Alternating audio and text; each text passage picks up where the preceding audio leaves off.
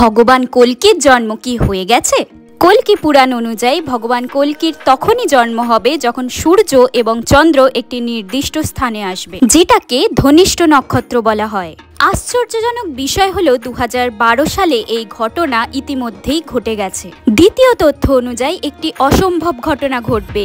যখন গোটা পৃথিবী পুরোপুরি অন্ধকারাচ্ছন্ন হয়ে যাবে, তখন তিনটি সবচেয়ে বড় নদী গঙ্গা, যমুনা এবং সরস্বতী স্বর্গে চলে যাবেন, অর্থাৎ শুকিয়ে যাবে।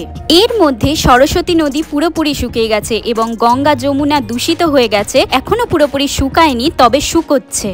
তৃতীয় তথ্য অনুযায়ী বেদে একটি ধারণা আছে, অহম ব্রহ্মাস্মি। এর মানে ভগবান আমাদের মধ্যেই আছে, মানে কল্কি ভগবানের সব শক্তি একটি মানুষের মধ্যেই হতে পারে, কারণ ভগবান শ্রীরাম ও শ্রীকৃষ্ণ মানুষ রূপেই জন্ম নিয়েছিলেন। আপনি যদি ভগবান বিষ্ণুর ভক্ত হন তাহলে কমেন্টে লিখুন জয় শ্রীরাম, জয় শ্রীকৃষ্ণ।